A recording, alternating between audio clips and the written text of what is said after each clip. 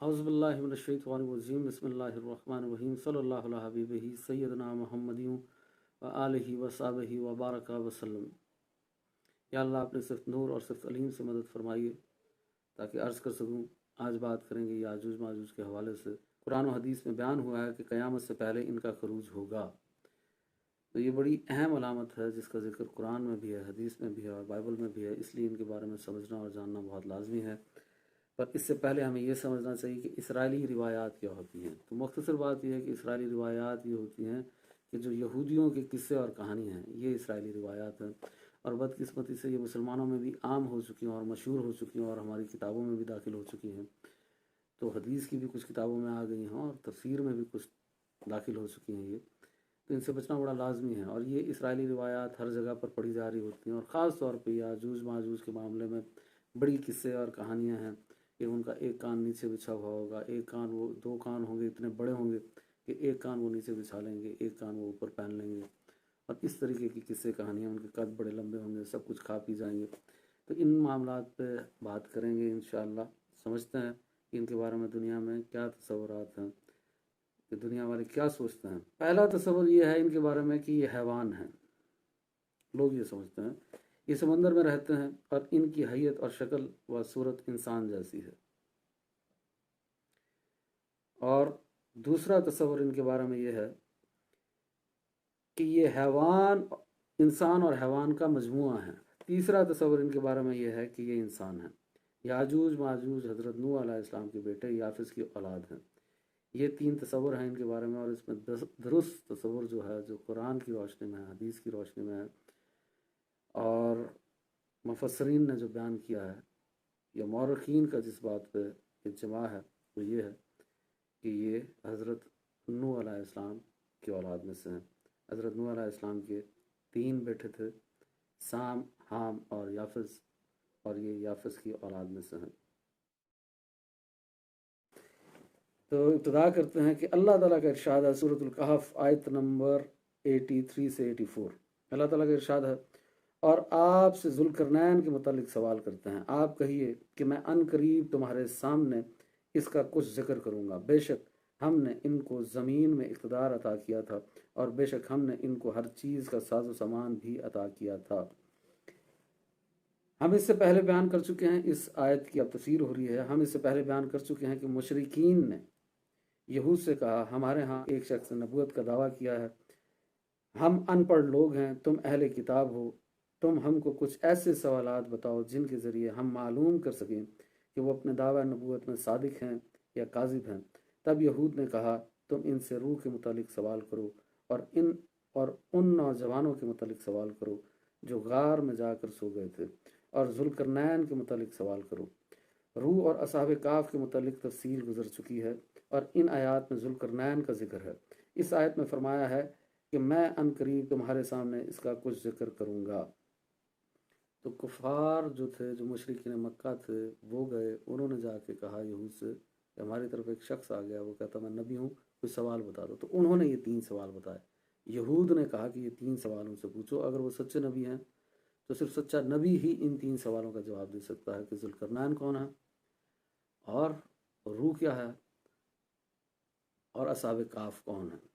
असहाब काफ का जिक्र सूरतुल कहफ में ही है, इस सवाल का जवाब अल्लाह ने दे दिया। और ज़ुल्करनैन अलैहिस्सलाम का भी जवाब जो है सूरतुल कहफ में ही अल्लाह पाक ने दे दिया। और रूह का जो जवाब है वो अल्लाह पाक ने सूरत बनी इसराइल में दिया। तो बात कर रहे थे हज़रत ज़ुल्करनैन अलैहिस्सलाम के बारे में। हज़रत अली रज़ी अल्लाह अन्हु से पूछा गया कि ज़ुल्करनैन नबी था या बादशाह था। हज़रत अली ने फरमाया, वो नबी था ना बादशाह था, बल्कि वो अल्लाह का एक नेक बंदा था। ज़ुल्करनैन साहब के बारे में ये गलत फहमी है लोगों के अंदर कि वो जो हैं सिकंदर आज़म हैं और अलेक्जेंडर हैं, और कई अरसा तक यही बात मशहूर रही मुसलमानों के दरमियान, उलमा के दरमियान, और तफसीरों में भी यही लिखी हुई। पर फिर शेख अबू अल कलाम अहमद साहब ने और शेख और मौदूदी साहब ने, इन दोनों ने तहकीक की, सैयद अबू आला मौदूदी साहब ने तहकीक की, और अल्लाह पाक ने इनके ज़रिए से फिर लोगों तक ये पैगाम पहुँचाया कि ये सिकंदर आज़म नहीं है कि उसमें तो बहुत ऐब और नक्स है। जिस शख्स की कुरान सिफात बयान कर रहा है वो तो बहुत नेक इंसान है, ये वो नहीं हो सकते। और ये कौन है फिर? ये साइरस हैं। ये सर पे एक टोपी पहना करते थे जिससे 2 सींग निकले हुए होते थे, तो जिसकी वजह से इनको जुल्करनैन कहा जाता है। ये 2 मुल्कों पर हुकूमत कर रहे थे, 2 बड़ी सुपर पावर्स पर इनकी हुकूमत थी, एक रोम पर और एक फ़ारस यानी ईरान पर, इसलिए भी इनको जुल्करनैन कहा जाता है। और करन का लफ्ज़ जब कुरान में बोला जाता है तो इसका मतलब होता है ज़माना। तो करनैन का मतलब हो गया कि 2 ज़मानों वाला। तो ये सारे इनके नाम के, कि इनका नाम जुल्करनैन क्यों था। इसमें भी इख्तिलाफ है कि जुल्करनैन किस ज़माने में थे। एक कौम ने कहा वो हज़रत मूसा के बाद थे, दूसरी कौम ने कहा वो हज़रत ईसा अलैहिस्सलाम के बाद ज़माना फ़ातरत में थे। ये ज़माना वो होता है ज़माना फ़ातरत जब एक नबी और दूसरे नबी के दरमियान के जो गैप को ज़माना फ़ातरत कहते हैं। और एक कौल यह है कि वो हज़रत इब्राहीम और हज़रत इस्माइल अलैहिस्सलाम के वक्त में थे और हज़रत खिज़र अलैहिस्सलाम के इल्म बरादर थे। अब इनके बारे में मज़ीद पढ़ते हैं। इसके बाद अल्लाह ताला ने फरमाया बेशक हमने इसको ज़मीन में इक़्तिदार अता किया था और बेशक हमने इसको हर चीज़ का साजो सामान अता किया था। इस आयत का मानी है कि हमने उसको मुल्क अज़ीम अता किया था और एक बादशाह को अपनी सल्तनत कायम करने के लिए जिस कदर चीज़ों की ज़रूरत होती है हमने वो चीज़ें इसको अता की थी। और हमने इसको तमाम एतराफ़ ममलिकत में तसर्रुफ़ करने की कुदरत अता की थी और हमने इसको हर किस्म के आलात हर्ब असबाब और वसाइल अता किए थे जिनकी वजह से वो तमाम मशारिक और मगारिब का हुक्मरान हो गया था और तमाम ममालिक इसके ताबे हो गए थे और अरब और अजम के तमाम बादशाह इसकी अतात गुजार हो गए थे, क्योंकि इसकी हुकूमत फ़ारस पर भी थी यानी ईरान पर भी जो उस वक्त की सबसे बड़ी सुपर पावर थी, और इसकी हुकूमत रोम पर भी थी जो उस वक्त की सबसे बड़ी सुपर पावर थी। उन दोनों पर एक ही बादशाह था, ये साइरस। अल्लाह ताला का इरशाद है सूरतुल कहफ आयत नंबर 85 से 88, सो वो एक मुहिम की तैयारी करने लगे हत्ता कि जब वो गरूब आफ्ताब की जगह पहुंचे तो उन्होंने उसे स्याह दलदल के चश्मे में डूबता हुआ पाया और उन्होंने उसके पास एक कौम को पाया। हमने कहा ए जुल्करनैन तुम इनको अजाब पहुंचाओ या इनके साथ उसने सलूक करो।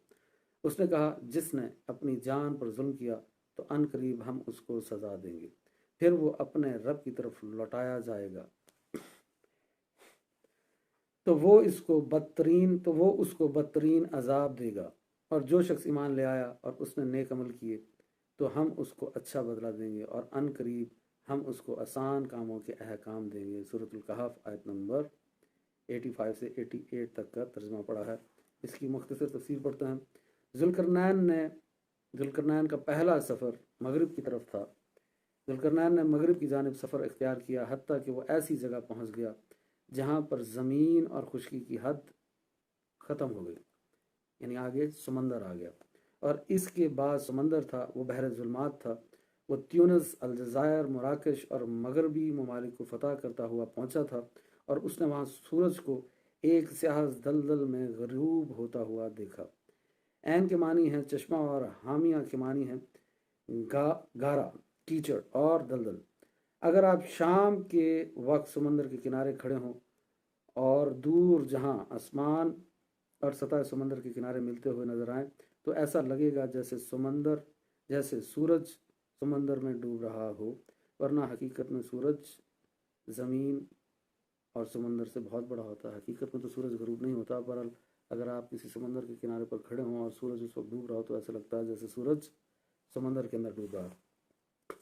और ये जुल्करनैन की पहली मुहिम थी, पहला सफ़र था। अब अल्लाह ताला का इरशाद है सूरतुल कहफ आयत नंबर 89 से 91, फिर वो एक और मुहिम की तैयारी करने लगे यानी दूसरे सफ़र पर जाने लगे हत्ता कि जब वो तलू आफ्ताब की जगह पहुँचे तो उन्होंने देखा कि सूरज एक ऐसी कौम पर तलू हो रहा है जिनके लिए हमने सूरज से कोई हिजाब नहीं बनाया।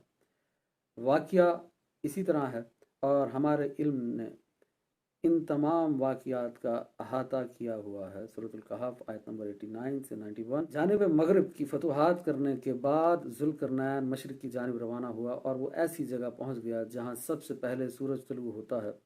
वहाँ उसने ऐसी कौम को देखा जो बुरहाना पाँव और बुरहाना बदन थी, यानी नंगे पाँव और नंगे बदन थी। वो अपने जिस्म को किसी चीज़ से नहीं छुपाते थे سورج کی گرمی اور موسم کی سردی سے بچنے کے لیے ان کے پاس کوئی چیز نہ تھی۔ ان کے پاس لباس تھے، نہ انہوں نے گھر بنائے ہوئے تھے۔ وہ یوں ہی جانوروں کی طرح زندگی بسر کرتے تھے اور ان کا گزران مچھلی پر تھا، یعنی وہ مچھلی کھا پی کر گزارا کرتے تھے۔ پھر اب تیسرے سفر کی بات ہوگی کہ اللہ تعالیٰ کا ارشاد ہے، پھر وہ ایک اور مہم پر چل پڑے، حتیٰ کہ جب وہ دو پہاڑوں کے درمیان پہنچے تو ان کے پار انہوں نے ایک ایسی قوم دیکھی جو ان کی کوئی بات نہیں سمجھتی تھی۔ انہوں نے کہا، اے ذوالقرنین، بے شک یاجوج اور ماجوج زمین میں فساد کر رہے ہیں، تو کیا ہم آپ کو کچھ سامان مہیا کر دیں کہ آپ ہمارے اور ان کے درمیان ایک مضبوط دیوار بنا دیں؟ انہوں نے کہا، میرے رب نے مجھے جن چیزوں پر قدرت دی ہے وہ زیادہ بہتر ہیں، سو تم صرف محنت سے میری مدد کرو، میں تمہارے اور ان کے درمیان بہت مضبوط دیوار بنا دوں گا۔ تم میرے پاس لوہے کی چادریں لاؤ، حتیٰ کہ جب اس دیوار کو ان دو پہاڑوں کے برابر کر دیا تو کہا، آگ کو خوب دہکاؤ، یہاں تک کہ لوہے کی ان چادروں کو آگ بنا دیا۔ پھر کہا، میرے پاس پگھلا ہوا تانبا لاؤ جو میں اس پر انڈیل دوں۔ پھر یاجوج اور ماجوج اس دیوار پر نہ چڑھ سکے اور نہ اس دیوار میں سوراخ کر سکے۔ انہوں نے کہا، یہ میرے رب کی رحمت سے بنی ہے، اور جب میرے رب کے وعدے کا وقت آئے گا تو وہ اس دیوار کو ریزہ ریزہ کر دے گا، اور میرے رب کا وعدہ برحق ہے۔ اب اس سفر کے بارے میں پڑھتے ہیں کہ ذوالقرنین کا تیسرا سفر بجانب شمال یعنی نارتھ کی طرف، یہ تیسرا سفر انہوں نے کیا۔ پہلا انہوں نے سفر کیا تھا ویسٹ کی طرف، دوسرا سفر انہوں نے ایسٹ کی طرف کیا تھا۔ ویسٹ کی طرف بھی سمندر آ گیا جس کی وجہ سے وہ آگے نہیں گئے، ایسٹ کی طرف بھی سمندر آ گیا جس کی وجہ سے آگے نہیں گئے، اور اب وہ نارتھ کی طرف سفر کر رہے ہیں۔ شیخ ابو الکلام احمد لکھتے ہیں کہ تیسری لشکر کشی اس نے اس علاقے تک کی جہاں یاجوج ماجوج کے حملے ہوا کرتے تھے۔ یہ یقیناً اس کی شمالی مہم تھی جس میں وہ بحر خزر، جس کو کیسپین سی کہتے ہیں، بحر خزر کیسپین کو دہنی طرف چھوڑتا ہوا کاکیشیا کے سلسلہ کوہ تک پہنچ گیا تھا، جس کو کوکاسس ماؤنٹین رینج کہتے ہیں۔ اسی کو کفکاز بھی کہتے ہیں، کچھ لوگ اس کو کوکاف بھی کہتے ہیں، اور اس کو کاکیشیا کا پہاڑی سلسلہ بھی کہتے ہیں۔ اور وہاں اسے ایک درہ ملا تھا جو دو پہاڑی دیواروں کے درمیان تھا۔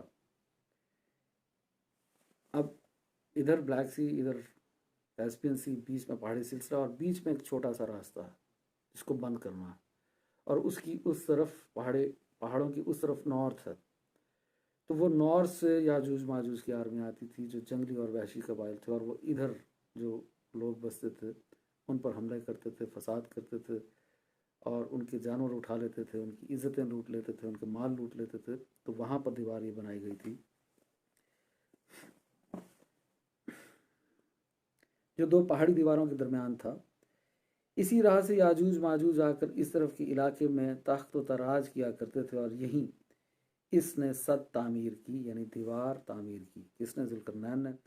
باقی رہا یہ سوال کہ وہاں جو قوم ذوالقرنین کو ملی تھی اور جو بالکل ناسمجھ تھی وہ کون سی قوم تھی؟ تو اس سلسلے میں دو قومیں نمایاں ہوتی ہیں، اور دونوں کا اس زمانے میں وہاں قریب قریب آباد ہونا تاریخ کی روشنی میں آ چکا ہے۔ پہلی قوم وہ ہے جو بحر خزر کے مشرقی ساحل پر آباد تھی، اسے یونانی مورخوں نے کیسپین کے نام سے پکارا ہے، اور اسی کے نام سے بحر خزر کا نام بھی کیسپین پڑ گیا ہے۔ اور دوسری قوم وہ ہے جو اس مقام سے آگے بڑھ کر عین کاکیشیا کے دامن میں آباد تھی۔ یونانیوں نے اسے کولچی یا کولاشی کے نام سے پکارا ہے، اور کچھ اسے کوشیا بھی کہتے ہیں۔ یہ تو دو قومیں تھیں، ایک کیسپین قوم تھی وہاں پہ آباد، جس کے بارے میں آ رہا ہے قرآن میں کہ وہ نا سمجھ قوم تھی، وہ ان کے لیے کچھ تھا نہیں پہننے کے لیے، وہ ننگے جسم تھے، ننگے پاؤں تھے، اور وہ کچھ سمجھا نہیں سکتے تھے۔ مطلب وہ کوئی ایسی زبان بولتے ہوں گے تو پھر انہوں نے اشاروں کی زبان سے سمجھایا ہوگا حضرت ذوالقرنین کو، یا جیسے بھی۔ بہرحال وہ قوم کون تھی؟ ایک تو وہ قوم تھی کیسپین، اور دوسری قوم تھی جس کو کولچی بھی کہا جاتا ہے، کولشی بھی کہا جاتا ہے، اور کوشیا بھی کہا جاتا ہے۔ اور انہی دو قوموں نے ذوالقرنین سے یاجوج ماجوج کی شکایت کی تھی۔ اب یہ جو غلط فہمی ہے کہ وہ ایک پہاڑ میں قید ہیں، بس اسی پہاڑ کو وہ کھاتے رہتے ہیں، چاٹتے رہتے ہیں، اور پھر وہ پہاڑ ختم نہیں ہوتا، ایک دن وہ ان इंशाअल्लाह एक बच्चे का नाम रखेंगे और फिर वो पहाड़ ख़त्म हो जाएगा।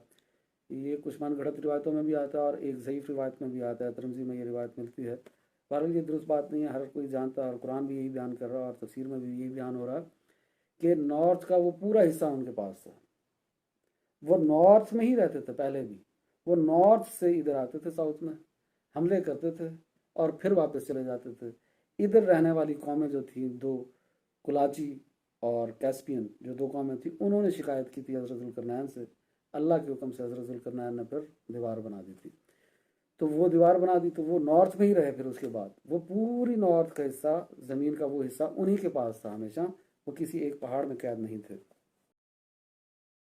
सियासत्ता के हवाले से कुछ अहादीस पढ़ेंगे।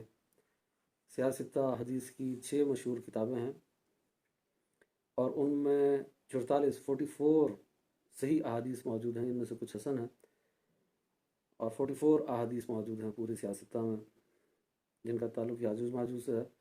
इनमें से अक्सर अहादीस जो हैं वो रिपीट हुई हैं। तो इन अहादीस को पढ़ते हैं एक एक करके, सारी तो नहीं पढ़ेंगे, मुख्तसर करके पढ़ेंगे। जैसे बुखारी की हदीस है और हदीस का नंबर है 1593। बैतुल्लाह का हज और उम्रा याजूज और माजूज के निकलने के बाद भी होता रहेगा। ऐसे अगली हदीस है, नबी करीम सल्लल्लाहु अलैहि वसल्लम उनके यहाँ तशरीफ़ लाए। आप सल्लल्लाहु अलैहि वसल्लम कुछ घबराए हुए थे। फिर आप सल्लल्लाहु अलैहि वसल्लम ने फरमाया, अल्लाह के सिवा और कोई माबूद नहीं। मुल्क अरब में इस बुराई की वजह से बर्बादी आ जाएगी जिसके दिन करीब आने को हैं। आज याजूज माजूज ने दीवार में इतना सुराख कर दिया। फिर नबी करीम सल्लल्लाहु अलैहि वसल्लम ने अंगूठे और उसके करीब की उंगली से हल्का बनाकर बतलाया, इस तरीके से हल्का बनाकर बताया कि इतना सुराख हो गया। उम्मुल मोमिनीन ज़ैनब बिन्त जैश रज़ियल्लाहु अन्हा ने बयान किया, मैंने सवाल किया, या रसूलल्लाह, क्या हम इसके बावजूद हलाक कर दिए जाएंगे कि हम में नेक लोग भी मौजूद होंगे? आप सल्लल्लाहु अलैहि वसल्लम ने फरमाया कि जब फिस्क व फजूर बढ़ जाएगा तो यकीनन बर्बादी होगी। ये सही बुखारी की हदीस है और इसका नंबर है 3346। और यही एक हदीस सही बुखारी में 7 बार रिपीट हुई और इन 6 किताबों में कई बार रिपीट हुई है। मतलब अगर आप इसको सिर्फ गिने तो 15 से 20 बार यही एक अकेली हदीस रिपीट हो रही है, जिसमें बार बार हुजूर कभी किसी उम्महातुल मोमिनीन के सामने इसका जिक्र कर रहे हैं, कभी किसी और बीवी के सामने जिक्र कर रहे हैं, कभी सहाबा के सामने जिक्र कर रहे हैं, और वो सब एक ही सवाल पूछ रहे हैं, क्या या रसूलुल्लाह हम हलाक कर दिए जाएंगे? और हुजूर फरमा रहे हैं, बिल्कुल हलाक कर दिए जाएंगे अगर खबासतें बढ़ जाएंगी। तो उनको ये खतरा क्यों महसूस हो रहा है कि हलाक कर दिए जाएंगे, कि जब सुराख ही थोड़ा सा हुआ, इतना सा सुराख हुआ। एक तो पहली बात ये जहन में रखें कि उनको ये पता था कि ये सुराख थोड़ा सा नहीं हुआ, क्योंकि हजूर कभी हल्का यूं बना के दिखा रहे थे, कभी 90 का आदत और कभी 100 का, और इसमें हजूर उनको इशारे दे रहे थे। उनको ये यकीन था कि ये कोई बहुत बड़ा वाकया हो गया है कि हम हलाक होने वाले हैं और ये हलाकत का वक्त बहुत ज़्यादा करीब है, इसलिए उनको ये लग रहा था। और दूसरी बात यह है कि अम्बिया के ख्वाब वही होते हैं, शरई तौर पे हुज्जत होते हैं, अथॉरिटी होते हैं। जैसे कुरान अथॉरिटी है, हुज्जत है, हदीस हुज्जत है, सुन्नत हुज्जत है, ऐसे अम्बिया के ख्वाब भी हुज्जत होते हैं। हमारे ख्वाब शरई हुज्जत नहीं होते, पर अम्बिया के ख्वाब जो होते हैं वो 100% दुरुस्त होते हैं, वो वही होते हैं। तो इसमें किसी को शक नहीं था कि हजूर ने जो ख्वाब देखा है ये पूरा होने वाला है और अनकरीब पूरा होने वाला है। और हजूर भी यही फरमा रहा है। नबी करीम सल्लल्लाहु अलैहि वसल्लम ने फरमाया कि अल्लाह ताला क़यामत के दिन फरमाएगा, ए आदम अलैहिस्सलाम अर्ज़ करेंगे, मैं अतात के लिए हाजिर हूँ, सारी भलाइयाँ सिर्फ तेरे ही हाथ में हैं। अल्लाह ताला फरमाएगा, जहन्नम में जाने वालों को लोगों में से अलग निकाल लो। आदम अलैहिस्सलाम अर्ज़ करेंगे, ए अल्लाह, जहन्नमियों की तादाद कितनी है? अल्लाह ताला फरमाएगा कि हर 1000 में से 999। उस वक्त की हौलनाकी और वहशत से बच्चे बूढ़े हो जाएंगे और हर हामला औरत अपना हमल गिरा देगी। उस वक्त तुम खौफ व दहशत से लोगों की मदहोशी के आलम में देखोगे, हालांकि वो बेहोश नहीं होंगे, लेकिन अल्लाह का अजाब बड़ा ही सख्त होगा। वो बगैर नशे के नशे की हालत में होंगे अल्लाह के खौफ और अजाब की वजह से। साहबा ने अर्ज़ किया, या रसूलल्लाह, वो एक शख्स हम में से कौन होगा? नबी करीम सल्लल्लाहु अलैहि वसल्लम ने फरमाया कि तुम्हें बशारत हो, वो एक आदमी तुम में से होगा और 1000 दोस्ती याजूज माजूज की कौम से होंगे। ये हदीस है 33 और 48, और इसके अंदर बताया गया है कि याजूज माजूज की जो तादाद है वो अक्सर दोज़ख में जाने वाली है। और इस हदीस से ये भी साबित हो रहा है कि याजूज माजूज के बारे में ये जो नज़रिया है कि वो हैवान हैं या वो जानवर हैं या जिन भूत हैं या वो बरज़खी कौम है, ये बिल्कुल नहीं है। वो हज़रत आदम अलैहिस्सलाम की औलाद हैं। इस हदीस में बताया जा रहा है कि ए आदम अलैहिस्सलाम अपनी औलाद को में से दोज़खी और जन्नती अलग कर दो। साबित हुआ कि याजूज माजूज भी इंसान हैं, हज़रत आदम अलैहिस्सलाम की औलाद है। हज़रत नूह के 3 बेटे साम, हाम और याफिस की औलाद हैं। हज़रत हुज़ैफ़ा बिन असीद गफ़ारी रज़ी अल्लाह अन्हा से रिवायत की, कहा कि रसूल सल्लल्लाहु अलैहि वसल्लम हमारे पास आए और हम बातें कर रहे थे। आप सल्लल्लाहु अलैहि वसल्लम ने फरमाया कि तुम क्या बातें कर रहे हो? हमने कहा कि क़यामत का जिक्र करते थे। आप सल्लल्लाहु अलैहि वसल्लम ने फरमाया कि क़यामत कायम नहीं होगी जब तक कि 10 निशानियां इससे पहले नहीं देख लोगे। फिर जिक्र किया धुएं का, कि यानी एक धुआं आसमान से नाजिल होगा, और दजाल का, ज़मीन का जानवर यानी जिसको दावतुल अर्द कहते हैं, और सूरज का मगरिब से निकलना, ईसा अलैहिस्सलाम के उतरने का, और याजूज माजूज के निकलने का, 3 जगह खस्फ यानी जलजला और ज़मीन के धंस जाने का, 3 दफ़ा खस्फ का यानी ज़मीन का धंसना, एक मशरिक में ज़मीन धंस जाएगी, दूसरा मगरिब में धंस जाएगी और तीसरा जजीरतुल अरब में धंस जाएगी। और इन सब निशानियों के बाद एक आग पैदा होगी जो यमन से निकलेगी और लोगों को हाँकती हुई उनको मैदान महशर की तरफ ले जाएगी। और इस हदीस का नंबर है 7285 और इसका स्टेटस भी सही है और ये सही मुस्लिम की हदीस है। तो ये 10 बड़ी अलामतें जो हैं क़यामत की अलामत की 3 किस्में हैं। एक अलामत बईदा जो नबी पाक सल्लल्लाहु अलैहि वसल्लम से पहले पूरी हो गई, और एक अलामत सुगरा हैं जिनकी इब्तिदा खुद नबी पाक सल्लल्लाहु अलैहि वसल्लम की पैदाइश है, इस दुनिया में तशरीफ़ लाना है, और जिसकी इंतहा जो है वो हज़रत इमाम मेहदी का ज़हूर है। और ये जो अलामत सुगरा हैं यानी अलामत बईदा वो जो हजूर से पहले पूरी हो गई, और अलामत सुगरा वो जिसमें 72 या 73 निशानियाँ हैं। इसमें आखिरी निशानी हज़रत इमाम मेहदी का ज़हूर है खाना काबा में। और फिर उसके बाद अलामत कुबरा शुरू हो जाएंगी जिसमें सिर्फ 10 निशानियाँ हैं, और ये ऐसे पूरी होंगी कि जैसे हार टूटता है तो सारे दाने एक साथ गिर जाते हैं। तो अलामत बईदा सारी पहले पूरी होगी, और ये जो 72 निशानियाँ इनमें से सिवाय चंद के सब पूरी हो चुकी हैं, और इमाम मेहदी का ज़हूर बाकी रह गया।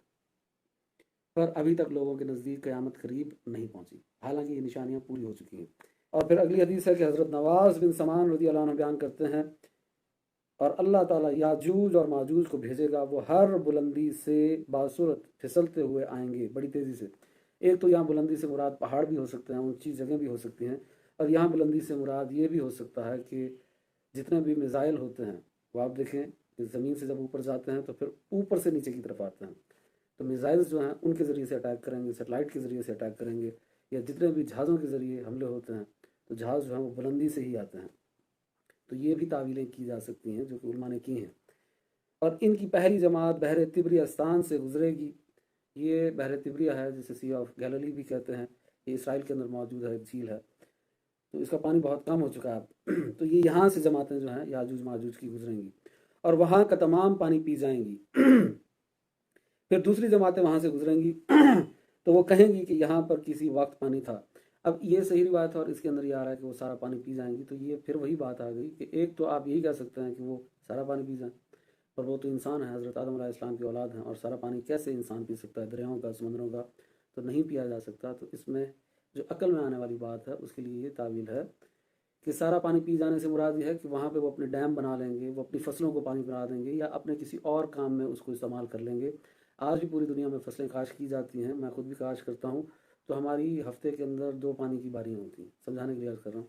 तो अगर मेरा कोई पानी और शख्स चोरी कर लेता, मैं कहता हूँ कि फ़लाँ शख्स मेरा पानी जो है पी गया है, इसका मतलब ये नहीं है कि वो उस ज़मीन का सारा पानी या नहर का सारा पानी वो पी गया है, बल्कि इसका मतलब ये है कि उसने मेरा पानी चोरी करके अपनी फसल को लगा दिया है।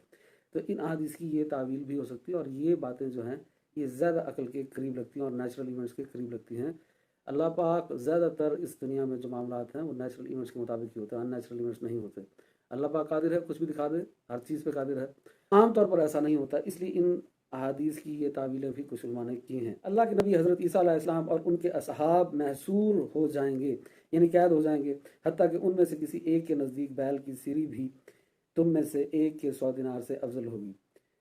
तो वहाँ पे खाने की इतनी किल्लत हो जाएगी, इतनी तंगी हो जाएगी, क्योंकि जब याजूज माजूज निकलेंगे तो हज़रत ईसा अलैहिस्सलाम को अल्लाह पाक हुक्म देगा कि आप कोहतूर पर अपने साथियों को लेकर तशरीफ़ ले जाएं। ये बड़े ताकतवर लोग हैं, आपके अंदर ये ताकत नहीं है कि आप इनसे टकरा सकें। اور یہ تبھی ہو سکتا ہے کہ جب ان کے پاس جب یہ نیوکلیئر پاور ہوں، جب ان کے پاس جدید اسلحہ ہو، تبھی ہو سکتا ہے۔ یہ نہیں کہ یہ تیر کمان اور تلواریں اور نیزے لے کر پھر رہے ہوں گے، جو کہ حدیثوں میں آتا ہے تو اب یہ تیر کمان اور تلوار اور نیزے، ان کی جگہ جو ہے تلوار کی جگہ کس چیز نے لے لی ہے؟ پسٹل نے، گن نے لے لی ہے۔ نیزے کی جگہ راکٹ لانچر نے لے لی ہے۔ ایسے جو تیر ہیں کہ وہ دور تک مار کرتے تھے، تو اب میزائلز نے ان کی جگہ لے لی ہے۔ تو یہ باتیں ہمیں سمجھنی ہوں گی کہ حضور کی سنت ہے اسلحہ رکھنا اور جہاد کرنا۔ تو حضور جہاد کے لیے اسلحہ بھی رکھتے تھے اور اچھی سواریاں بھی رکھتے تھے، تو اونٹ بھی رکھتے تھے اچھی نسل کے، اور گھوڑے بھی، اور تیز رفتار۔ تو اب گھوڑے کا مزاج جو ہے الٹرنیٹ جو ہے وہ کیا ہے؟ تیز رفتار کاریں ہیں، اور اونٹوں کا مزاج یا الٹرنیٹ کیا ہو سکتا ہے؟ وہ تیز رفتار جیپیں ہیں۔ ایسے ان اسلحے کا مزاج اب الٹرنیٹ کیا ہے؟ وہ یہی جدید اسلحہ ہے۔ اس لیے حضرت عیسیٰ علیہ السلام کو یہ حکم دیا جا رہا ہے کہ آپ پہاڑ پہ چلے جائیں کہ ان کے پاس نیوکلیئر ہے اور آپ ان سے نہیں لڑ سکتے۔ یہ بھی اس کی تعویل ہو سکتی ہے آج کے زمانے کے اعتبار سے۔ اور پھر وہاں کہنے کی قلت ہوگی، کیونکہ اس میں ہے کہ ان میں سے کسی ایک کے نزدیک بیل کی سری یعنی بیل کا سر بھی 100 دینار سے زیادہ افضل ہوگا۔ لوگ کہیں گے ہمارے پاس 100 دینار ہیں، 1000 دینار ہیں، ہم نے کیا کرنا ہے 1000 دینار کو؟ ہمیں کھانے کے لیے کچھ دے دو، چاہے وہ بیل کی سری کیوں نہ ہو کھانے کے لیے۔ پھر اللہ کہ نبی حضرت عیسیٰ علیہ السلام اور ان کے اصحاب دعا کریں گے، یعنی بد دعا کریں گے، تب اللہ تعالیٰ یاجوج اور ماجوج کی گردنوں میں ایک کیڑا پیدا کرے گا، پھر صبح کو وہ سب دفعتاً مر جائیں گے۔ اب یہ کون سا کیڑا ہے کہ ایک ساتھ ہی سارے یاجوج ماجوج مر گئے، جن کی اتنی تعداد ہے؟ اللہ اس چیز پہ قادر ہے، بے شک ایسا کیڑا پیدا کر کے ان کو مار سکتا ہے۔ ایک تو یہ ہے کہ حدیث کے ظاہر الفاظ کو ویسے ہی مان لیا جائے جیسے وہ بیان ہوئی ہے، ایک اس کی تعویل کی جائے کہ وہ وائرس ہوگا یا نیوکلیئر دھماکوں کی وجہ سے ایسا کام ہو رہا ہوگا اور یہ وائرس کی طرف اشارہ ہے، یا کسی خطرناک گیسز کی طرف اشارہ ہے جو نیوکلیئر سے نکلیں گی، اس دھماکے کی سے نکلیں گی۔ پھر اللہ کے نبی اور اس کے اصحاب زمین پر اتریں گے، مگر زمین پر ایک بالش برابر جگہ بھی ان کی گندگی اور بو سے خالی نہیں ہوگی۔ اور پھر اللہ کے نبی حضرت عیسیٰ علیہ السلام اور ان کے اصحاب اللہ سے دعا کریں گے، تو اللہ تعالیٰ بختی اونٹوں کی مانند پرندے بھیجے گا۔ یہ پرندے ان لاشوں کو اٹھا لیں گے۔ ایسے بڑے بڑے پرندے آئیں گے جن کی گردنیں جو ہیں بڑی اونچی اور لمبی ہوں گی، تو وہ ان پرندوں کو بھیجے گا۔ اور یہ پرندے بھی اللہ پاک بھیج سکتا ہے، اس پہ قادر ہے کہ اتنے بڑے اونچے قدوں والے پرندے بھیج دے۔ یا اس سے مراد یہ بھی ہے کہ یہ جو دشمن ہوں گے، یعنی جس فورس نے حملہ کیا ہوگا، انہی کے ساتھ ہی ہو سکتا ہے بڑے بڑے جہاز لے کے آئیں، کیونکہ جہاز کا جو سامنے سر ہے وہ بھی گردن کی طرح اٹھا ہوتا ہے، اور وہ ان کی لاشوں کو لے جائیں۔ پھر اللہ تعالیٰ کے نبی عیسیٰ علیہ السلام ان کے اصحاب اللہ سے دعا کریں گے، تو اللہ تعالیٰ بختی اونٹوں کے مانند پرندے بھیجے گا، اور یہ پرندے ان لاشوں کو اٹھائیں گے اور جہاں اللہ تعالیٰ کا حکم ہوگا وہاں پھینک دیں گے۔ پھر اللہ تعالیٰ ایک بارش بھیجے گا جو زمین کو دھو دے گی، اور ہر گھر، خواہ وہ مٹی کا ہو یا کھال کا خیمہ، وہ آئینے کی طرح صاف ہو جائے گا۔ پھر ایک بارش ہوگی جو ہر جگہ پر برسے گی۔ پھر زمین سے کہا جائے گا تم اپنے پھل اگاؤ اور برکتیں لوٹاؤ، سو اس دن ان کی ایک جماعت ایک انار کو سیر ہو کر کھا لے گی، وہ پوری کی پوری جماعت کھا لے گی۔ ایک تو ظاہر باتیں ہیں جو حدیث کے الفاظ ہیں وہ ویسے ہی حق ہیں، اس میں کوئی شک یا انکار کی بات نہیں ہے، اور اللہ ان ساری چیزوں پر قادر ہے۔ اور دوسری پھر تعویل کیا ہو سکتی ہے کہ اگر نیچرل ایونٹ کے مطابق ہونا ہو تو ساری چیزیں کیونکہ تباہ ہو جائیں گی، صرف مومنین زمین پر رہ جائیں گے، تو سود خور سارے مارے گئے، کفار سارے مارے گئے، بینک سارے ختم ہو گئے، تو جو ٹیکسز تھے وہ بھی ختم ہو گئے، ساری جو چیزیں تھیں یہ ختم ہو گئی، صرف مومنین باقی رہ گئے۔ تو اب برکتیں لوٹ آئیں، تو جو انار آپ کو 100 روپے میں ایک ملتا تھا، اب وہی 100 روپے میں کئی انار مل جائیں گے اور اس کو جماعت کھا لے گی۔ ایک تعویل یہ بھی ہو سکتی ہے۔ بہرحال میں نے پہلے عرض کی کہ اگر اسی پر اللہ چاہے کہ اتنا بڑا انار پیدا کر دے، بے شک اللہ قادر ہے ہر چیز پر۔ اور ایک دودھ دینے والی گائے لوگوں کے قبیلے کے لیے کافی ہوگی، اور دودھ دینے والی بکری ایک گھر والوں کے لیے کافی ہوگی۔ اور اسی دوران اللہ تعالیٰ ایک پاکیزہ ہوا بھیجے گا جو لوگوں کی بغلوں کے نیچے سے گزرے گی، نیچے لگے گی، اور وہ ہر مومن اور ہر مسلم کی روح قبض کر لے گی، اور برے لوگ باقی رہ جائیں گے۔ پھر ایک ہوا آئے گی، یہ بھی قیامت کی بڑی نشانیوں میں سے ہے، جو مومنین کی بغلوں کے نیچے سے گزرے گی، اور جس سے مومن سارے جو ہیں ان کی روحیں قبض ہو جائیں گی، اور باقی صرف برے لوگ رہ جائیں گے، کفار رہ جائیں گے، اور انہی پر قیامت قائم ہوگی۔ جو گدھوں کی طرح کھلے عام جنسی عمل کریں گے، یعنی گدھوں کی طرح چوک چوراہے پر کھڑے ہو کے زنا کریں گے، سیکس کریں گے، اور انہی پر قیامت قائم ہوگی۔ اور یہ صحیح مسلم میں بھی ہے حدیث، اور سنن ابو داؤد میں بھی ہے، اور سنن ترمذی میں بھی ہے، اور یہ صحیح حدیث ہے۔ اور حضرت جابر رضی اللہ عنہ سے بھی یہ حدیث مروی ہے، اس میں یہ جملہ بھی ہے کہ پھر یاجوج ماجوج قمر کے پہاڑ کے پاس پہنچیں گے اور یہ بیت المقدس کا پہاڑ ہے، وہ کہیں گے کہ ہم نے زمین والوں کو قتل کر دیا، آپ آسمان والوں کو قتل کریں۔ پھر وہ آسمان کی طرف تیر پھینکیں گے اور اللہ تعالیٰ ان کے تیروں کو خون آلود کر کے لوٹا دے گا، اور یہ صحیح مسلم کی حدیث ہے۔ تو یہاں پہ جو یاجوج ماجوج کے متعلق جو مختصر احادیث پڑھی ہیں ان کا سلسلہ ختم کرتے ہیں، اگلی تحقیق کے ساتھ ملتے ہیں۔ سد ذوالقرنین کی تحقیق۔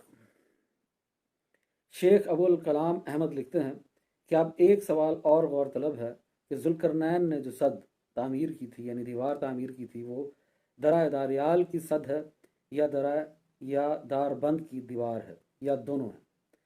قرآن میں ہے کہ ذوالقرنین دو پہاڑی دیواروں کے درمیان پہنچا، اس نے آہنی تختوں سے کام لیا، یعنی لوہے کی تختوں سے کام لیا، اس نے درمیان کا حصہ پاٹ کر برابر کر دیا، اس نے پگھلا ہوا تانبا استعمال کیا، کہ دو دیواریں بنائی انہوں نے، ایک آگے ایک پیچھے، اور درمیان میں پگھلا ہوا تانبا ڈال دیا، اور وہ دونوں جو چادریں تھیں وہ لوہے کی اسٹیل کی دیواریں بنائی گئی، اور اس کے اندر بھی تانبا پگھلا ہوا ڈالا گیا۔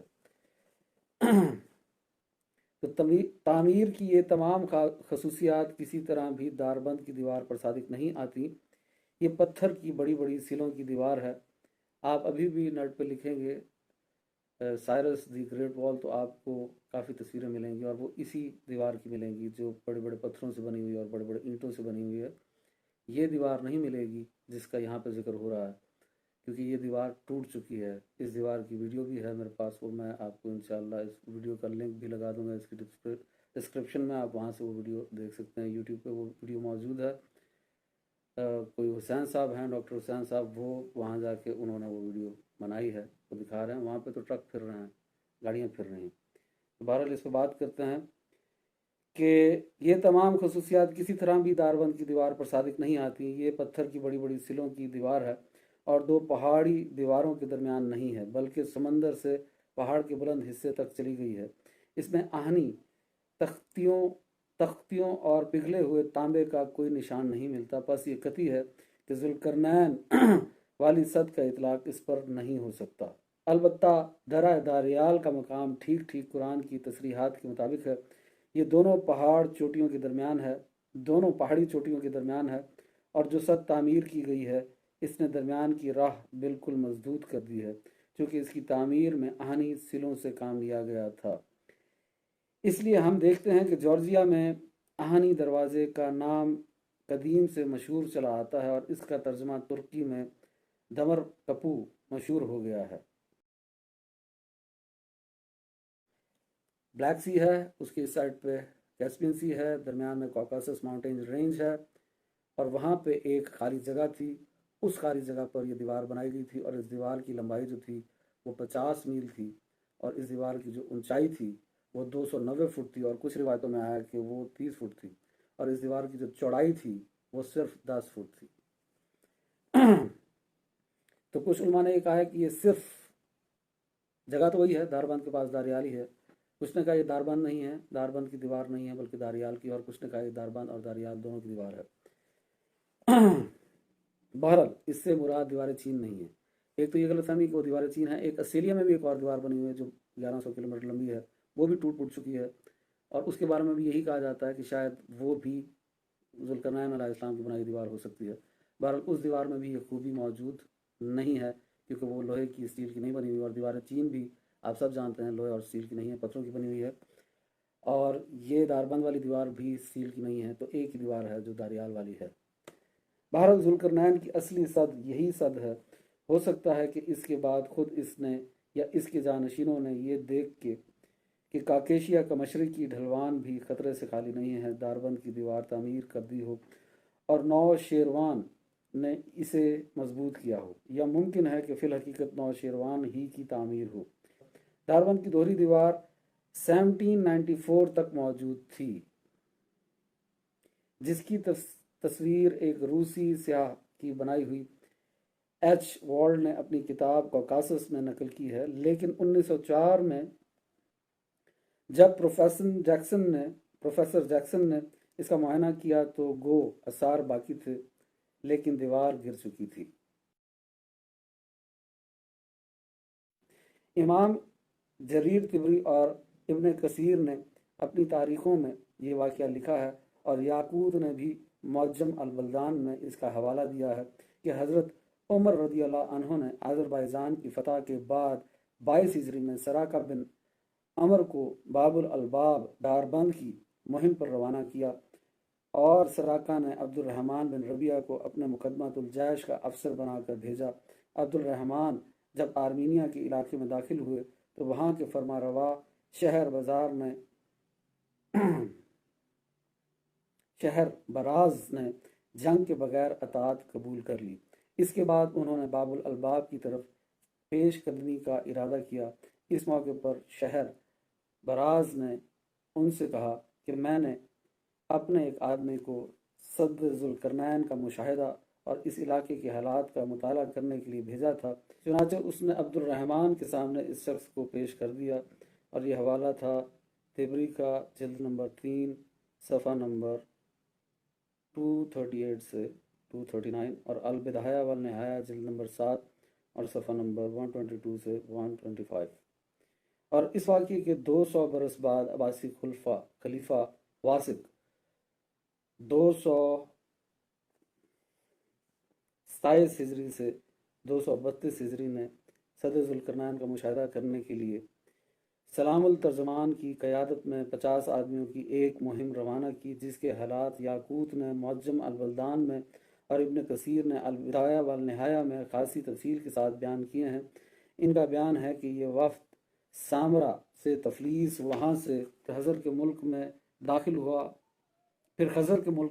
ہوا یعنی کیسپین، اور اس کے بعد داربند پہنچ کر اس نے سد کا مشاہدہ کیا۔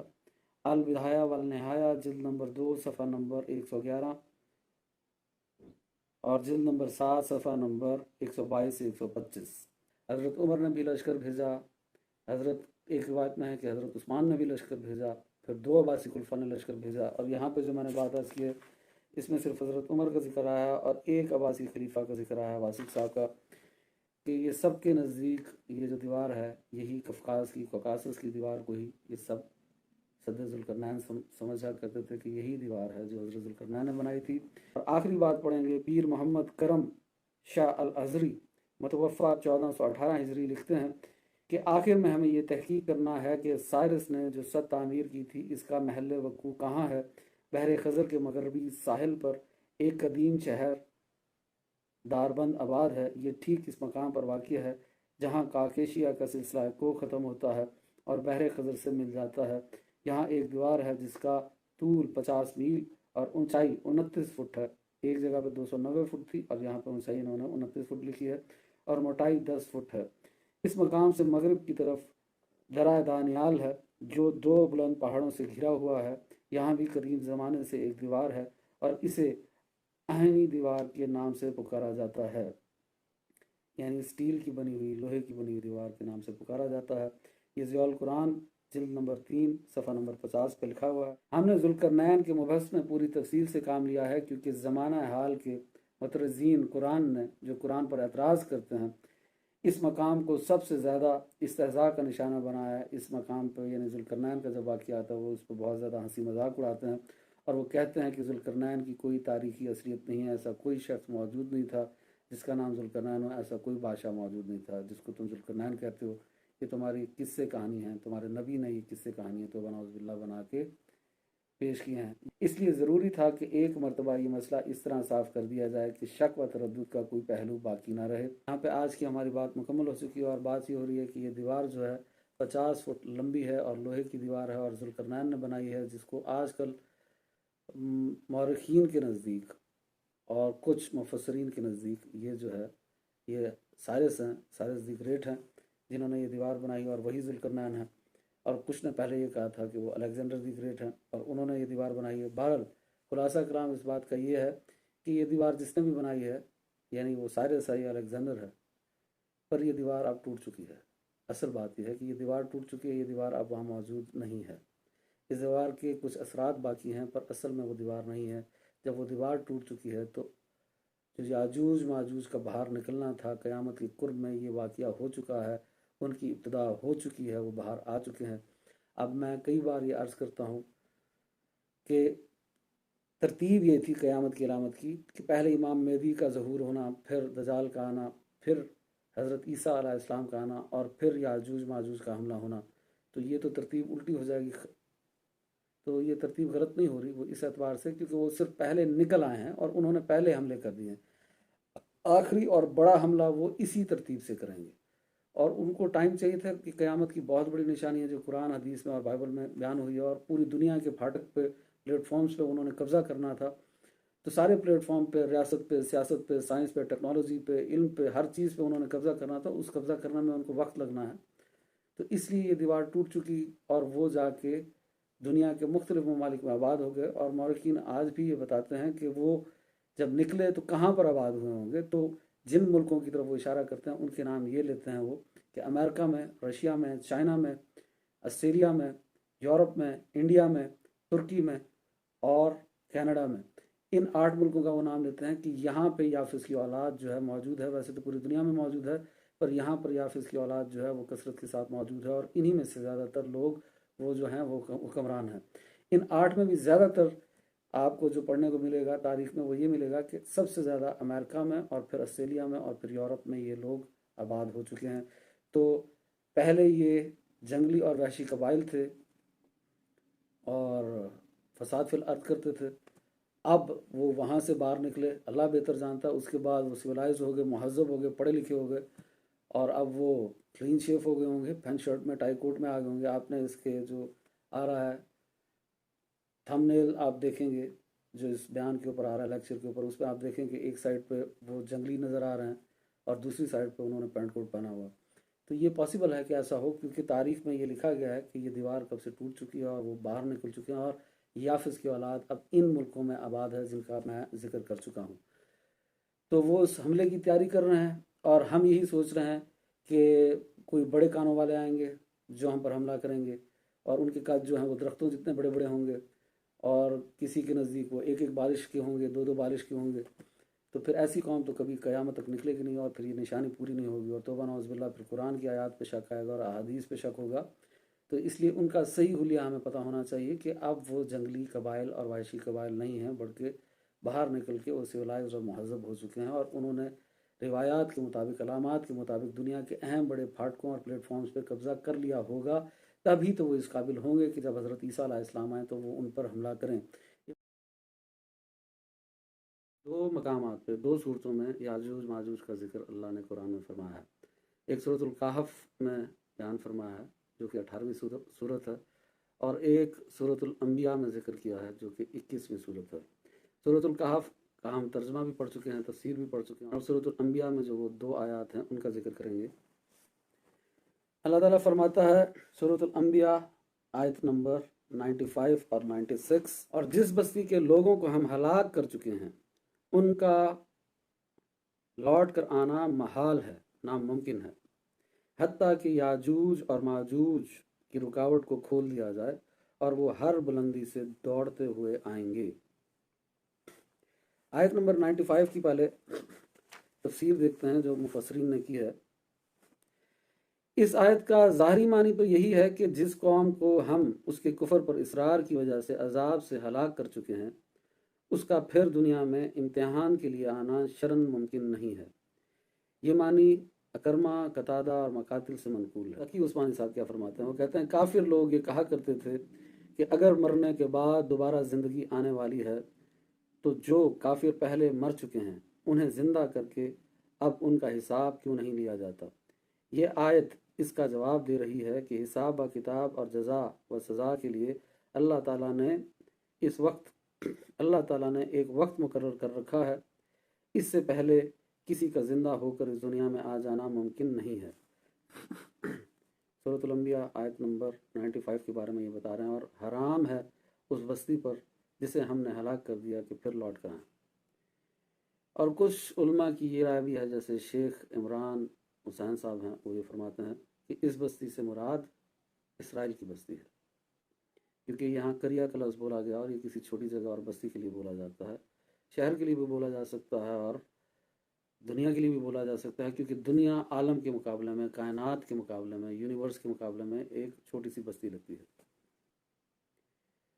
پر عالم کے لیے लफ्ज़ ये करिया का नहीं बोला जाता बल्कि आलम का ही लफ्ज़ बोला जाता है। जैसे अल्लाह कुरान में फरमाता है अल्लाह रब्बुल आलमीन है, तमाम जहानों का रब है, पालने वाला है। हजूर रहमत लिल आलमीन है, तमाम जहानों के लिए रहमत है। तो यहाँ आलम का लफ्ज़ नहीं बोला गया, करिया बोला यानी बस्ती, और इसे इसराइल की बस्ती भी मुराद लिया गया है। और कुछ मुफस्सिरीन के नज़दीक ये है इस आयत की तशरीह कि हराम है उस बस्ती पर जिसे हमने हलाक कर दिया कि वो फिर लौट कर आएँ, यानी यहूदियों पर यह हराम है कि वो अब अपनी बस्ती में कभी लौट कर नहीं आ सकते, यहाँ तक कि याजूज माजूज खोल दिए जाएं। और ये सबसे बड़ी दलील है याजूज माजूज की दीवार टूटने की और उनके खुल जाने की और उनके आज़ाद होने की, कि याजूज माजूज खोल दिए गए तभी तो यहूद अपनी बस्ती इसराइल में वापस आए। जैसा कि आप जानते हैं कि वो 2000 साल से दुनिया में भटक रहे थे, उनका अपना कोई मुल्क नहीं था। फिर 1917 में उनको जब इजाज़त मिली तो वो वापस आए, और उसके बाद उन्होंने 1948 में इसराइल एक मुल्क की हैसियत से बनाया, तो वो 1917 में वापस आए। तो ये कैसे हुआ? उन पर हराम था, वो कभी लौट कर नहीं आ सकते थे, यहाँ तक कि याजूज माजूज ना छोड़ दिए जाएं। इस आयत से साबित होता है कि याजूज माजूज छोड़ दिए गए हैं तभी तो यहूद वापस आए हैं।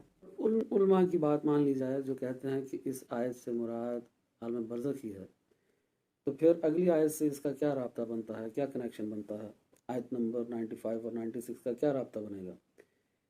और जिस बस्ती के लोगों को हम हलाक कर चुके हैं उनका लौट कर आना महाल है, हत्ता कि याजूज माजूज खोल दिए जाएं। मतलब जैसे ही याजूज माजूज खोलेंगे फिर क्या आलम बरज़ख के मुर्दे दुनिया में वापस आ जाएंगे?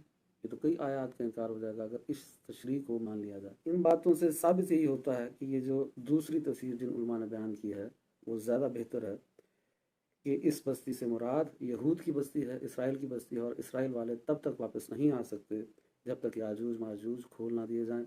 और हम पहले पढ़ चुके हैं कि हज़रत उमर ने भी लश्कर भेजा, एक अब्बासी खलीफा वासिक ने भी लश्कर भेजा, और इस मुसलमान मौरखीन का भी इस पर इजमा है, बहुत से उलमा का भी, और भी बहुत सारे उलमा हैं जिन्होंने ये बात की कि उनके नज़दीक ये दीवार कफकाज़ की दीवारी है जो रशिया में दीवार है, और वो दीवार जो है कफकाज़ की, दारियाल की, वो दीवार जो है वो टूट चुकी है। उनकी वीडियोज़ आप यूट्यूब पे भी देख सकते हैं कि वो दीवार टूट चुकी है, वहाँ तो बड़ी बड़ी सड़कें बन चुकी हैं, रोड्स हैं और लोग फिर रहे हैं। तो याजूज माजूज वहाँ पर कैसे हो सकते हैं? वो तो निकल गए हैं। और थोड़ी देर के लिए अगर ये मान लिया जाए कि वो दीवार नहीं टूटी और वो कोई और दीवार है, वो नहीं टूटी, तो लोग ये एतराज़ करते हैं और सवाल पूछते हैं कि पहले तो चलो साइंस ने इतनी तरक्की नहीं की थी, ऊंचे ऊंचे पहाड़ थे, याजूज माजूज उस साइड पे कैद थे, हम उनको देख नहीं सकते थे। अब तो साइंस और टेक्नोलॉजी इतनी तरक्की कर गई है कि सेटेलाइट भी मौजूद हैं, हेलीकॉप्टर्स भी हैं और जहाज़ भी हैं, तो हम ऊपर से जाके उनको देख सकते हैं। तो जब हम ऊपर से गुजरते हैं कुछ नज़र ही नहीं आता, तो फिर वो इसका जवाब ये देते हुए नज़र आते हैं कि वो तो राज हैं, वो तो गायब में हैं। वो तो कुछ ये भी कह देते हैं वो तो ईमान बिल गायब में है। तो ईमान बिल गायब में की डेफिनेशन ये है कि गैब पर ईमान लाना, और ईमान बिल गायब में कौन कौन दाखिल है? अल्लाह की ज़ात व सिफ़ात ईमान बिल गायब में है, जन्नत दोज़ख ईमान बिल गायब में है, हशर ईमान बिल गायब है, हिसाब किताब, क़यामत का दिन और अज़ाब कब्र ये ईमान बिल गायब में है। इंसान कब से ईमान बिल गायब में आ गए? इंसान तो ज़ाहिर है। तो इसका दुरुस्त जवाब यही है कि वो नज़र क्यों नहीं आते? वो इसलिए नज़र नहीं आते क्योंकि वो दीवार टूट चुकी, वो वहाँ मौजूद ही नहीं है, वहाँ से निकले नॉर्थ से और दुनिया में शामिल हो गए, इसलिए नज़र नहीं आते, और वो दुनिया का हिस्सा बन चुके हैं। सूरतुल अंबिया आयत नंबर 95 की हम बात कर चुके हैं, और 96 पढ़ के इसकी तफसीर करते हैं। सूरतुल अंबिया आयत नंबर 96 में फरमाया हत्ता कि याजूज और माजूज की रुकावट को खोल दिया जाएगा और वो हर बुलंदी से दौड़ते हुए आएंगे। इस आयत का मानी ये है कि क़यामत के करीब वो सद दीवार टूट जाएगी। अब यहाँ पर लोग कहते हैं कि यहाँ पे तो फरमाया जाए वो क़यामत के करीब दीवार टूटेगी, क़यामत तो अभी आई नहीं, क़यामत तो अभी बहुत दूर है। तो हजूर ने फरमाया, सही हदीस में है कि मुझे और क़यामत को यूं साथ साथ भेजा गया, हम दोनों यूं करीब करीब हैं। हजूर तो फरमा रहे हैं कि मैं और क़यामत करीब हैं, और आपको लग रहा है अभी भी क़यामत करीब नहीं आई। मतलब आपके नज़दीक क़यामत के करीब आने का स्टैंडर्ड क्या है, म्यार क्या है, ये बता दीजिए। हजूर तो फरमा रहे हैं मैं और क़यामत यूं करीब करीब भेजे गए हैं। तो वो कहते हैं ये क़यामत के करीब में टूटनी थी, तो तभी याजूज माजूज ने निकलना था, तो क़यामत को अभी बहुत दूर है। तो ये खुद दलील है कि क़यामत का कुर्ब आ गया तभी तो वो दीवार टूट गई, तभी तो वो दीवार टूट गई। जैसे मैंने पहले अर्ज़ किया कि वो कब निकले, यहूद तब तक वापस नहीं आ सकते थे जब तक याजूज माजूज छोड़ ना दिया जाए। बहरहाल अभी 96 का हम ये तफसीर पढ़ रहे हैं। इस आयत का मानी यह है कि क़यामत के करीब वो सद यानी दीवार टूट जाएगी जिसको जुल्करनैन ने याजूज माजूज के हमलों को रोकने के लिए बनाया था। इस रुकावट के टूटते ही याजूज माजूज इस तरह उमड़ आएंगे जिस तरह दरिया का बंद टूट जाए तो सैलाब उमड़ आता है।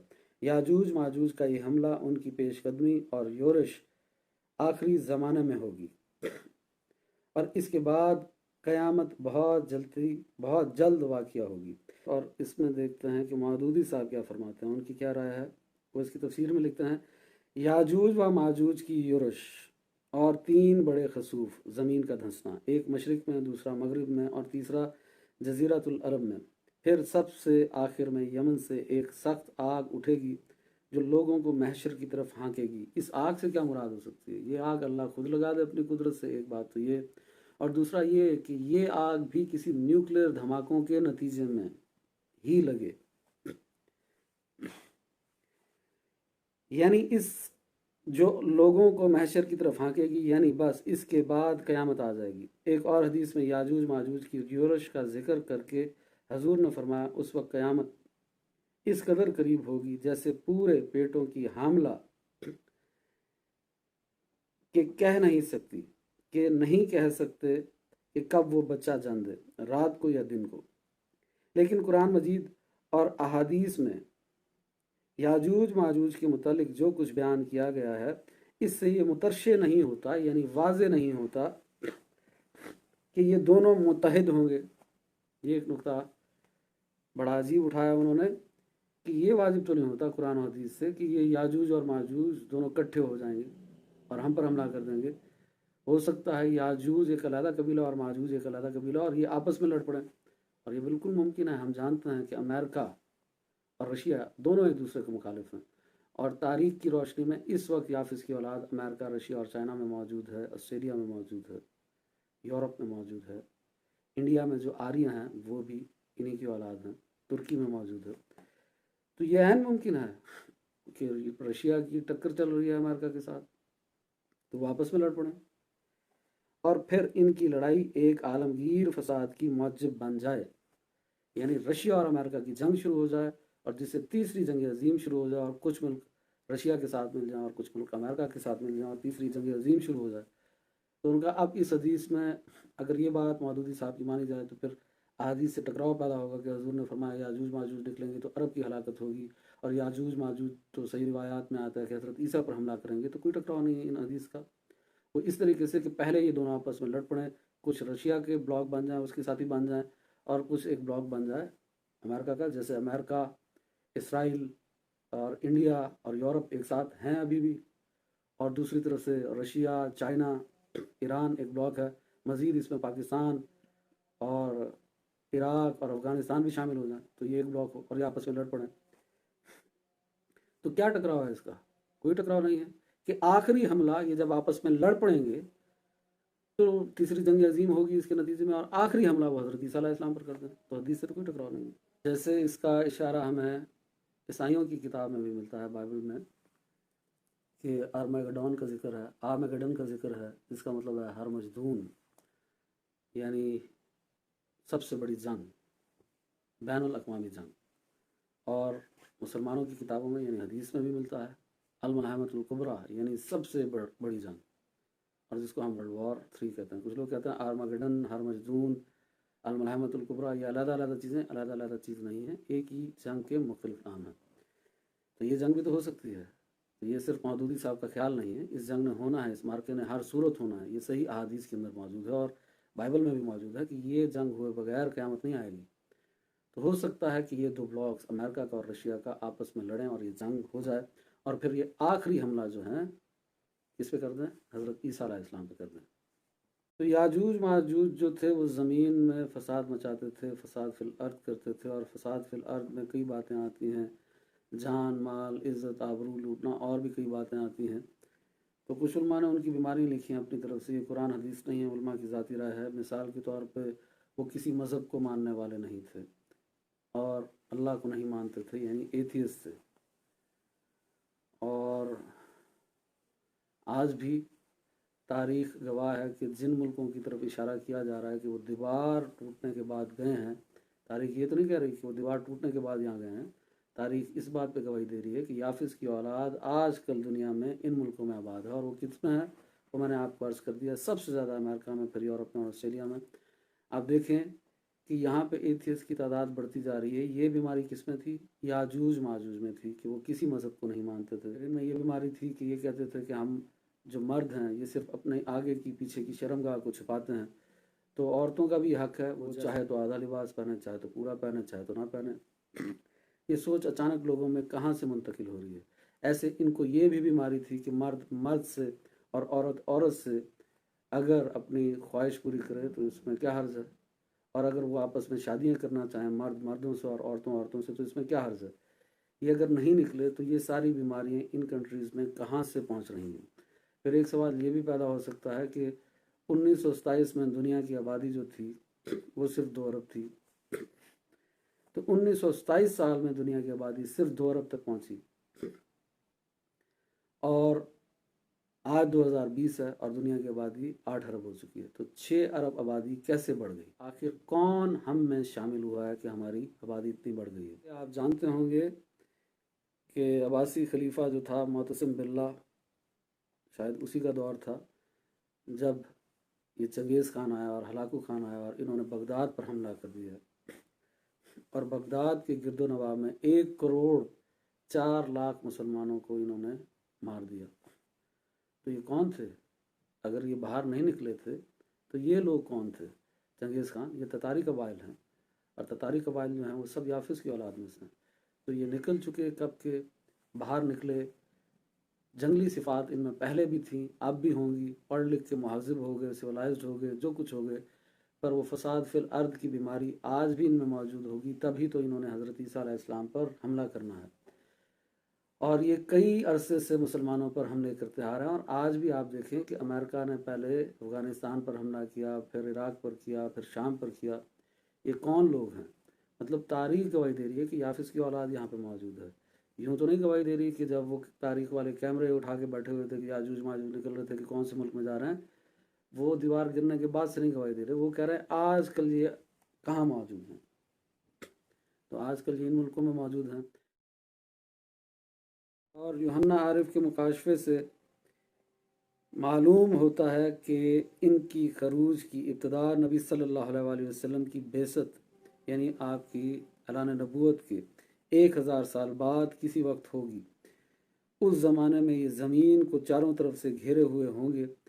ان کا فساد جب انتہا کو پہنچے گا تو ایک آگ آسمان سے اترے گی اور قیامت کا زلزلہ برپا ہو جائے گا، اور جب 1000 برس پورے ہو چکے ہوں گے تو شیطان قید سے چھوڑ دیا جائے گا، اور وہ ان قوموں کو جو زمین کی چاروں طرف ہوں گی، یعنی یاجوج ماجوج کو گمراہ کر کے لڑائی کے لیے جمع کرنے کو نکلے گا۔ اور یہ شیطان کون ہے جو چھوڑ دیا جائے گا؟ یہاں پر دجال کا ذکر ہو رہا ہے کہ دجال چھوڑ دیا جائے گا حضور کی اعلان نبوت کے 1000 سال بعد، اور یاجوج ماجوج بھی چھوڑ دیے جائیں گے، اور یہی دجال، یہی شیطان ان کو ورگلائے گا اور دنیا سے لڑانے کی کوشش کرے گا۔ یہ سب باتیں میں بائبل سے پڑھ رہا ہوں کہ یاجوج ماجوج آدم و حوا کی اولاد ہیں۔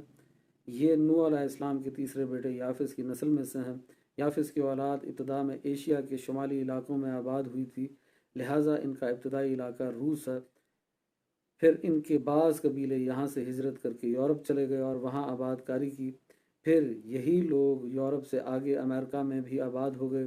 اس کے بعد انہوں نے آسٹریلیا کی سرزمین کو بھی اپنا مسکن بنا لیا۔ اور یاجوج و ماجوج وہ اقوام ہیں جو اس وقت روس، یورپ، امریکہ اور آسٹریلیا میں آباد ہیں۔ صحیفہ حزقییل میں ان کا تعارف روس، ماسکو اور طبالسک کے فرما روا کی حیثیت سے کرایا گیا۔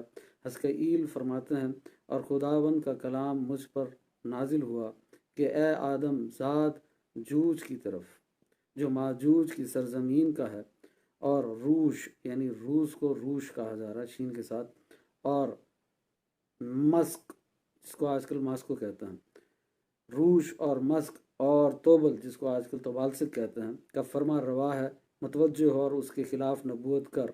हस्काईल चैप्टर नंबर 38 आयत नंबर 1 से 2। अभी तक जितनी बातें हमने पढ़ी हैं वो कुरान की रोशनी में पढ़ी हैं, तफसीर की रोशनी में पढ़ी हैं, सही अहादीस की रोशनी में पढ़ी हैं। कुरान में 2 मरतबा याजूज माजूज का जिक्र आया, एक सूरतुल कहफ में और एक सूरतुल अंबिया में। और सियासता जो 6 हदीस की मशहूर किताबें हैं उनमें तकरीबन 44 अहादीस मौजूद हैं जिसको हमने मुख्तसर तौर पर पढ़ा। और फिर बाइबल में भी इनका जिक्र मौजूद है। तो ये क़यामत की इतनी बड़ी अलामत है जो कुरान में भी मौजूद है, सही हदीस में भी मौजूद है और बाइबल में भी मौजूद है। और फिर तारीख़ के हवाले से भी पढ़ा और कौन कौन से मुफस्सिरीन की राय है वो भी हम इसके बारे में पढ़ चुके हैं और उलमा क्या कहते हैं। अब दूसरा सवाल ये पैदा होता है, क्या ये मुसलमान हैं, यहूदी हैं, ईसाई हैं? तो जैसे इंसान को इख्तियार दिया गया है हिदायत का भी और गुमराही का भी, हम चाहें तो हिदायत का रास्ता इख्तियार करें, हम चाहें तो गुमराही का रास्ता इख्तियार करें।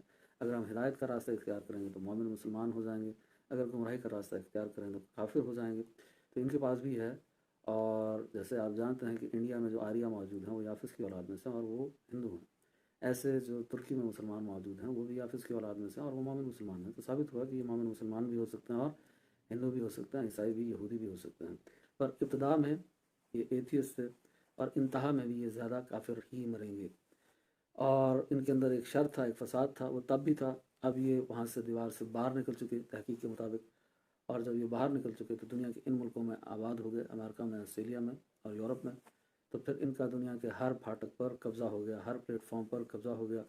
यानी चाहे वो साइंस और टेक्नोलॉजी हो, मुल्क हो, सियासत हो, रियासत हो, इकॉनमी हो, जो भी चीज़ें हैं, बैंक्स हो, मीडिया हो, सब पर इनका कब्ज़ा हो गया। तभी तो ये हज़रत ईसा अलैहिस्सलाम पर हमला करेंगे। और हज़रत ईसा अलैहिस्सलाम पर हमला करना और मोमिनीन पर हमला करना ये इस बात की दलील है कि इनमें शर और फसाद अभी भी मौजूद होगा, चाहे जितने भी पढ़ लिख कर सिविलाइज और महज़ब क्यों ना हो जाएं। अब बात करते हैं कि याजूज माजूज जब निकल आएंगे तो फिर क्या होगा। सैयदना अबू सईद खुदरी रदी अल्लाह अन्हु से रिवायत है कि रसूल सल्लल्लाहु अलैहि वसल्लम ने फरमाया, बिल आखिर याजूज माजूज के लिए दीवार खोल दी जाएगी और वो लोगों की तरफ निकल जाएंगे, जैसा कि अल्लाह ताला ने फरमाया है सूरह अल-अंबिया आयत नंबर 96। वह हर बुलंदी से तेज़ी से दौड़ते आएंगे, वो ज़मीन पर छा जाएंगे। मुसलमान उनके शर और फितनों से बचने के लिए अपने शहरों और किलों में बंद हो जाएंगे और अपने मवेशियों को भी अपने साथ ले जाएंगे। तो याजूज माजूज जब बाहर आ जाएं और जब उनका हमला हो जाए या जब तीसरी जंग अजीम शुरू हो जाए या बड़ी जंगें शुरू हो जाएं, तो उसमें बेहतरीन तरीका यह है कि अपने जो पैसे हैं वो बैंक से निकलवा लिए जाएं, सोना जेवर निकलवा लिया जाए और शहरों से दूर कहीं जहाँ पे आबादी ना हो वहाँ पे ज़मीनें खरीदी जाएं, घर बनाए जाएं और माल मवेशी को अपने साथ रखा जाए ताकि आप महफूज रह सकें। क्योंकि जहाँ पे भी ज़्यादा इंफ्रास्ट्रक्चर होगा, बिल्डिंग्स होंगी, डैम्स होंगे, मोटरवे होंगी, वहीं पर जो है वो ज़्यादा अटैक्स होंगे, बड़े बड़े हमले किए जाएंगे, बम्स गिराए जाएंगे। तो जहाँ पर कोई आबादी नहीं होगी और बहुत कम लोग मौजूद होंगे वहाँ पर ये हमले नहीं होंगे। बहरहाल अगर न्यूक्लियर हमला हुआ तो उसकी रेडिएशन तो हर जगह तक तकरीबन पहुँचेंगी। तो वो ज़मीन पर छा जाएंगे। मुसलमान उनके शर और फितनों से बचने के लिए अपने शहरों में और किलों में बंद हो जाएंगे, यानी अपने आप को घरों में और अपने किलों में, मजबूत किलों में महफूज कर लेंगे और अपने मवेशियों को भी अपने साथ ले जाएंगे। याजूज माजूज ज़मीन से इस कदर पानी पिएंगे कि जब उनमें से बाज़ अफराद पानी की नहर के पास से गुजरेंगे तो इस तरह पानी पी जाएंगे कि नहर खुश्क हो जाएगी। ये पहले अर्ज़ कर दिया है कि खुद पानी नहीं पी जाते, जैसे फसलों को लगा देते हैं या अपने किसी काम में लगा देते हैं या डैम में इस्तेमाल कर देते हैं। तो इस तरीके से होता है कि ये नहीं कि इंसान है और सारा पानी खुद पी जाएंगे। इस पर हम पहले कई बार बात कर चुके हैं। इनके बाद गुजरने वाले इस नहर के बारे में ये कहेंगे कि यहाँ कभी पानी होता था। यानी जब दूसरी फ़ौजें आएंगी याजूज माजूज की तो उनको लगेगा कि पहली फ़ौजें सारा पानी पी गई हैं, अपने इस्तेमाल में ले आई हैं। जब हर आदमी अपने तो इनके बाद गुजरने वाले इस नहर के बारे में ये कहेंगे कि यहाँ कभी पानी होता था। जब हर आदमी अपने किले या शहर में बंद हो जाएगा और ज़मीन पर इनका मुकम्मल कब्ज़ा हो जाएगा तो वो याजूज माजूज में से एक फ़र्द कहेगा, हम अहले ज़मीन से तो फारिग हो गए, अलबत्ता आसमान वाले बाकी हैं। फिर इनमें से एक अपने नेज़े को हरकत देकर आसमान की तरफ फेंकेगा तो वो नेज़ा उनके इम्तिहान व आजमाइश के लिए खून आलूद होकर वापस आएगा। ये देख कर वो कहेंगे कि हम आसमान वालों पर भी गालिब आ गए। तो एक तो यही है कि वो फिर कहेंगे कि हमने ज़मीन वालों को सारों को कत्ल कर दिया और मार दिया, सब हमसे डर कर भाग गए। अब जो हम आसमान वालों को भी कत्ल कर देते हैं, तौबा नाउज़ बिल्लाह, फरिश्तों को या अल्लाह को। तो फिर आजमाइश के तौर पे अल्लाह पाक ये जो नेज़े और तीर फेंकेंगे उनको खून लगा के भेज देगा ताकि खुश हो जाएं कि ये ऐसा काम कर लिया इन्होंने। ये तो एक ज़ाहिर मानी है हदीस का। और एक इसकी तावील हो सकती है कि आप जैसे कि मैं अर्ज़ कर चुका हूँ कि ये रशियंस हैं, अमेरिकन्स हैं और चाइनीज़ हैं, तो हो सकता है कि दो ब्लॉक्स की आपस में जंग हो जाए, रशिया की और अमेरिका की जंग हो जाए।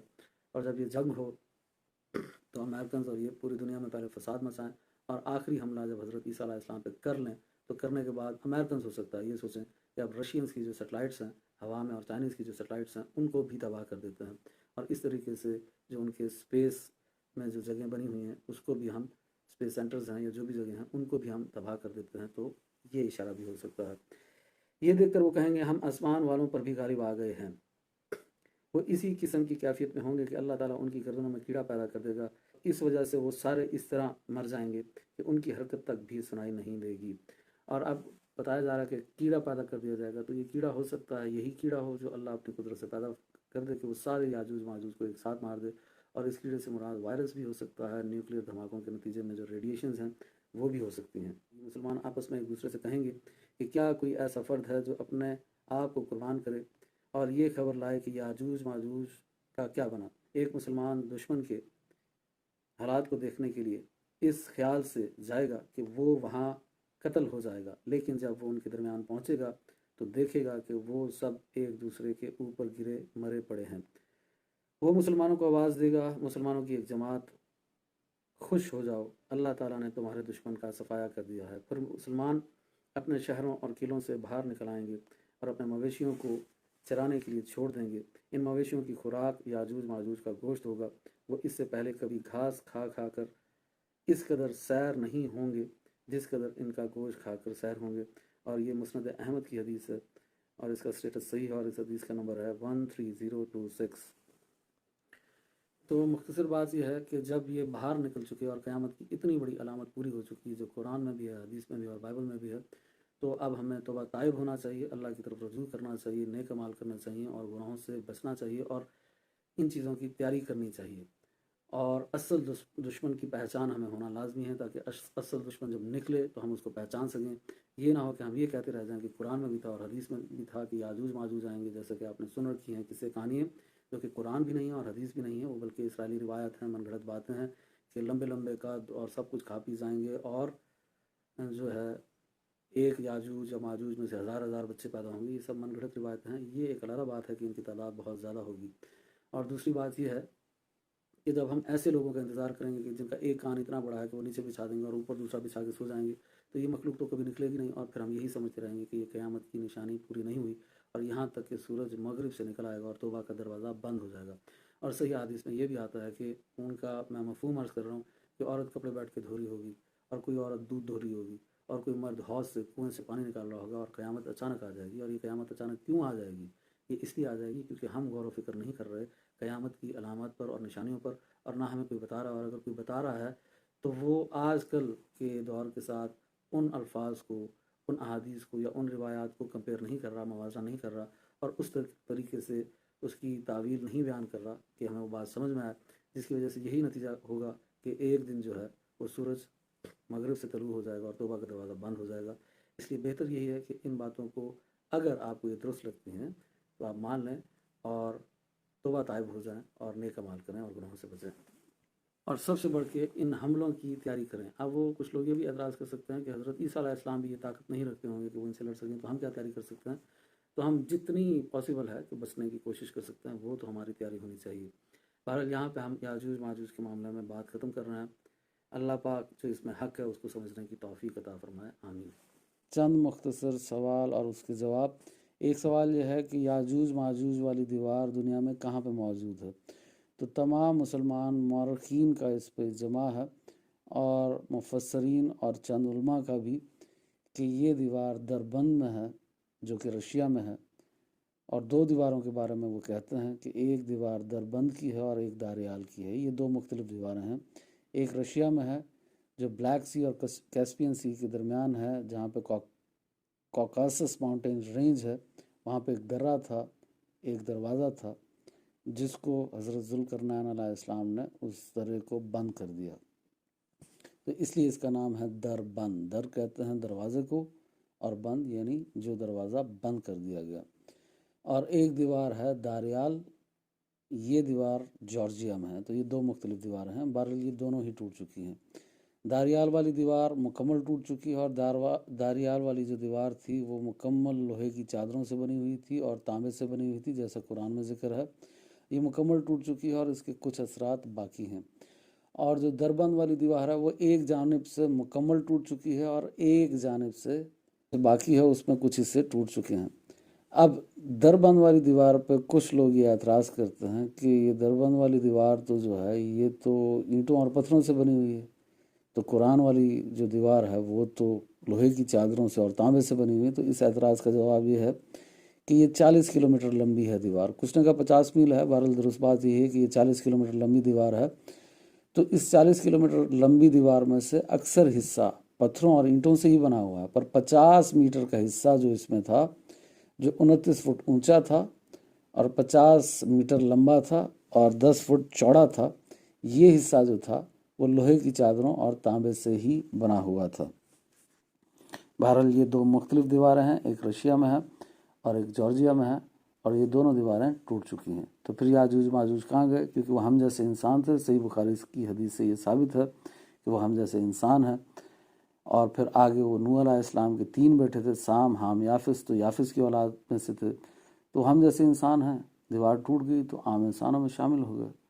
آپ میں اور مجھ میں اور ان میں بس یہ فرق ہے کہ ان میں شر زیادہ تھا، فساد زیادہ تھا، وہ فساد فی الارض کرتے تھے، جنگلی تھے، وحشی تھے، بس وہ لوگوں میں شامل ہو گئے۔ پھر ایک سوال یہ ہے کہ کچھ نے کہا، یہ سوال پوچھا کہ وہ اگر اس دیوار کے پیچھے قید ہیں تو سائنس اتنی ترقی کر گئی، وہ اب سیٹلائٹ کے ذریعے سے کیوں نظر نہیں آتے؟